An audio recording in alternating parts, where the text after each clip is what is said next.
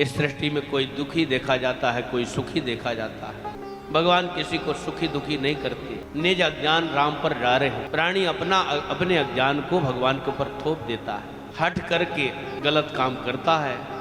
अब कोई कहे कि बुरे विचार भी तो भगवान की प्रेरणा से ही आ सकती हैं, जो वही प्रेरणा करने वाले हैं। बुरे विचार उनकी प्रेरणा से आते हैं, तो अच्छे विचार किसके प्रेरणा से आते हैं? उनकी प्रेरणा से आती है ना। तो जड़ चेतन गुण दोष में विश्व कीन करतार, संत हंस गुण गहे पे परिहरिवार विकार। गुण दोषमयी यह सृष्टि है, जड़ चेतनात्मक है। संत वही है जो विकार रूपी बार को छोड़ करके गुण रूपी दूध को ग्रहण करता है।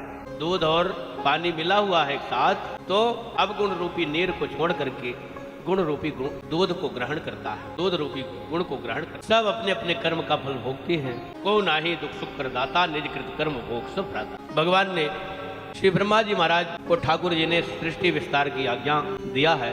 ब्रह्मा जी महाराज ने सर्वप्रथम सनकादिकों को पैदा किया। सनक, सनंदन, सनत कुमार और सनातन, विचार भैया सनत कुमारों का प्रादुर्भाव हुआ। सृष्टि करने के लिए आज्ञा प्रदान किया। इन्होंने कहा मुझे संसार में नहीं जाना है, मुझे घर गृहस्थी नहीं बसाना है, मुझे तो वैराग्य का मार्ग अपनाना है। ये ब्रह्मचर्य जीवन, आज तक ब्रह्मचर्य जीवन व्यतीत कर रहे हैं। देखत बालक बहुकालीना, तब से अभी तक सदा वैकुंठ निलया हरि कीर्तन तत्पराह, सदैव भगवान के धाम में निवास करते हैं और भगवान के गुणों का गायन करते हैं।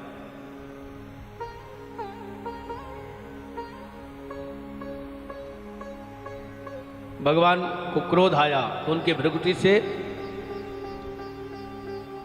रौद्र, क्रोध माने रौद्र, रौद्र आया, रुद्र की उत्पत्ति हुई।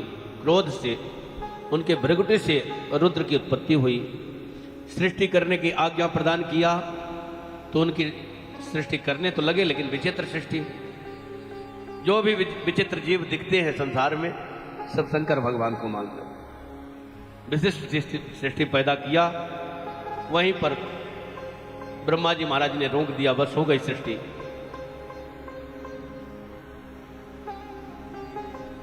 दस मानस पुत्रों को पैदा किया ब्रह्मा जी महाराज ने, अपने मन के संकल्प से प्रकट किया। अत्र अंगिरा पुलस्त पुलह क्रतु भृगु विशिष्ट मरीच दक्षिण और नारद जी। नारद जी महाराज विरक्त होकर के भगवान का भजन किया और इससे विशेष काम नहीं चल पाया ब्रह्मा जी का। सृष्टि का विस्तार अभी नहीं हुआ, तब उन्होंने मन बनाया मैथुनी सृष्टि करने का। अपने वाम भाग से शतरूपा का और दाहिने भाग से मनु जी की उत्पत्ति किया।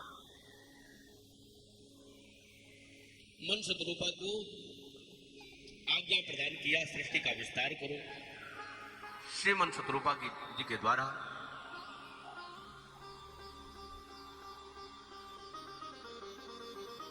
पांच संतान हुई।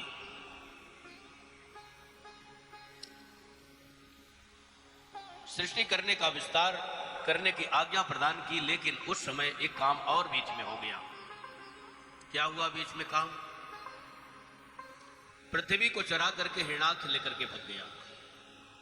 मन से श्री मनु जी महाराज ने कहा कि मैं सृष्टि का विस्तार कहां करूं, जीव कहां रहेंगे? श्री ब्रह्मा जी महाराज जी को चिंतन हुआ, चिंतन करने लगे और भगवान का स्मरण करते करते, चिंतन करते करते छींक आ गई। नासा छिद्र से 12 भगवान का प्रादुर्भाव हुआ, जो छोटे रूप में प्रकट हुए और विशाल रूप धारण करके हिरणाक्ष का वध किया और पृथ्वी को ले आकर के यथास्थान में स्थापित किया, जिसमें सृष्टि का विस्तार होने लगा। मनु जी महाराज जी के कालांतर में मनु शतरूपा से 5 संतान की उत्पत्ति हुई। 3 बेटियां हुई, 2 पुत्र हुए,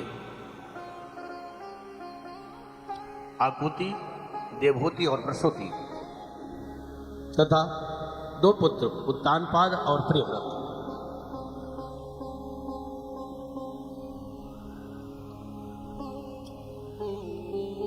उत्तानपाद के 2 नारियां हुई,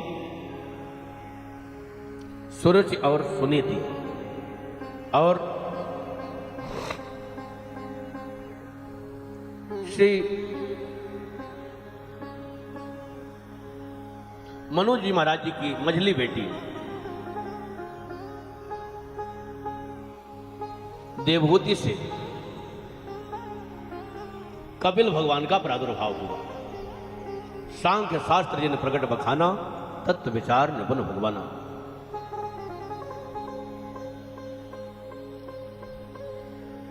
श्री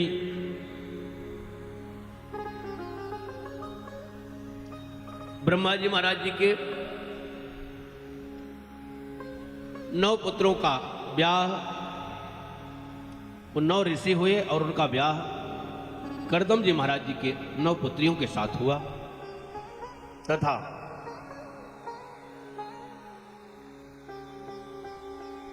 कर्दम जी की 9 बेटियों के साथ ब्रह्मा जी के पुत्रों का ब्याह हुआ।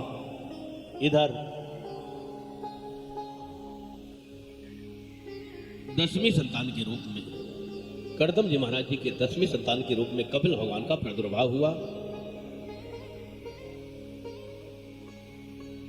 कपिल भगवान के जन्म लेने पर कर्दम जी महाराज जी को बड़ी प्रसन्नता हुई।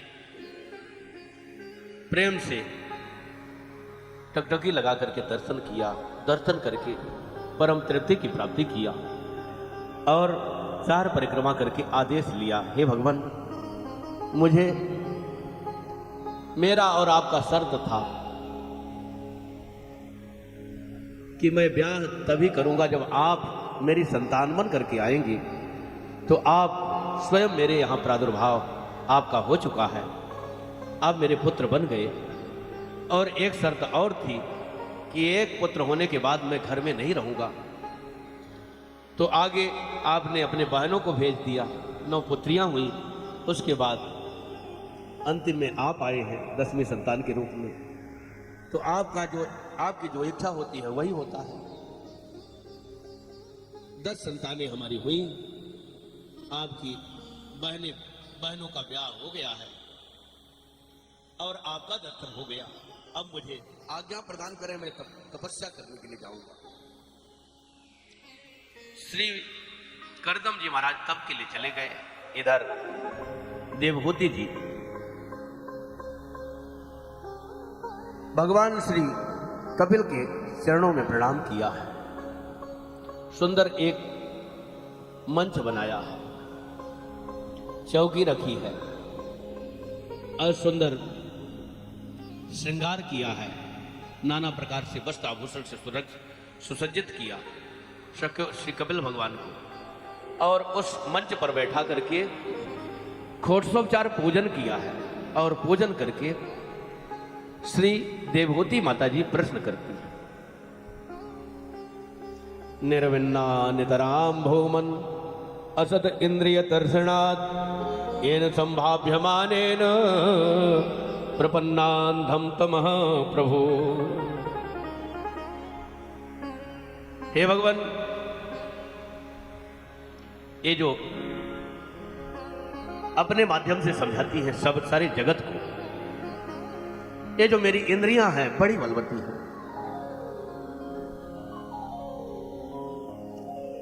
सबसे प्रबल इंद्रिय तो रसना है, जिह्वा। नाना प्रकार के मीठे खट्टे चरपरे पदार्थों को चखने के लिए तरसती रहती है, कभी भी तृप्त नहीं होती जिह्वा। दूसरे की निंदा करने के लिए तरसती रहती है।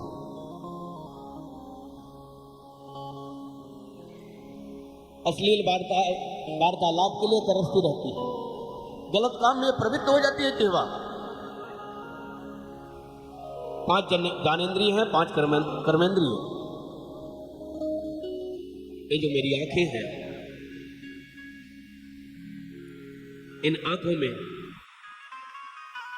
आपकी मधुरता नहीं है, संसार समाया हुआ है। जबकि होना कैसे चाहिए, जित देखो तो ही तू है, भरी तेरी वो ही वो है। जहां देखो वहां आप ही आप हो, तेरी ही सुगंधी हर जगह विद्यमान है, तेरा ही नजारा है। तेरी ही सत्ता हर एक प्राणी पदार्थ में विद्यमान है, लेकिन दुर्भाग्य है कि इन आंखों को तेरी सुगंधि दिखती नहीं। ये आंखें मुझे बहुत परेशान करती हैं। ये नाक नाना प्रकार के इत्र सुगंधी स्प्रे का की सुगंधी लेना चाहता है। भगवान के चरणों में चढ़ी हुई सुगंधी फूल तुलसी की सुगंधी नहीं लेना चाहता। ये हाथ, ये त्वचा स्पर्श करना चाहती है।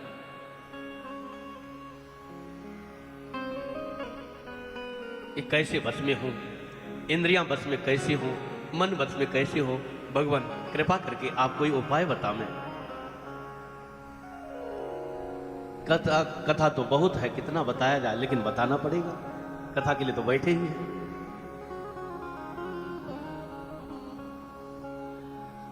रसना को लगता है अच्छा अच्छा खाना है, क्या करो भैया, ये हमेशा लगता रहेगा। इस रसना को, इस जिह्वा को, रसना माने जो रस लेती है, जिह्वा, जिह्वा को भगवान का भोग लगा करके प्रसाद पवाओ।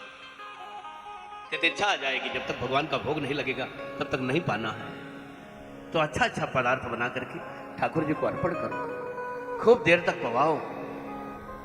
इसकी जो तरस है पदार्थ की वो समाप्त हो जाएगी, फिर प्रेम से प्रभु का प्रसाद पाया जाएगा।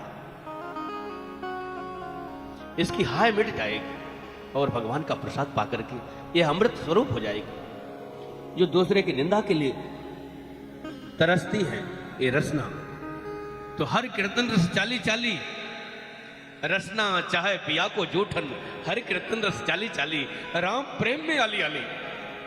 हमारी सरकार ने लिखा है, रसना चाहे पिया को जूठन। भक्तिमती श्री सिद्धि जी कहती हैं, श्री सीता जी की भाभी, श्री राम जी की सरहज और सीता जी की भाभी यानी श्री लक्ष्मी जी महाराज जी की भार्या पत्नी, वो कहती है रसना चाहे पिया को जूठन, हर कीर्तन रस चाली चाली।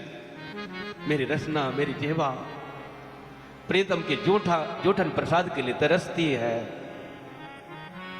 और बोलना भी है, पाना भी है, दो चीज तो होता है रसना से। तो हर कीर्तन रस चाली चाली मेरी जिह्वा से रहा नहीं जाता है। प्रीतम के गुणों को गाए बिना, उनकी चर्चा किए बिना मुझसे रहा नहीं जाता है। जैसे जो दो सखी आपस में बैठी हों, उसका पति परदेश चला गया हो, बेटा परदेश चला गया हो, तो बिना चर्चा किए कैसे रह पाएगी। यदि रह लेती है तो उत्तम पत्नी नहीं है। बिना चर्चा के रह लेती है तो उत्तम पत्नी नहीं है। ऐसे ही भगवान की चर्चा के बिना हमें अच्छा लग जाता है किसी दूसरे कार्य में, तो हम उत्तम भक्त नहीं हैं।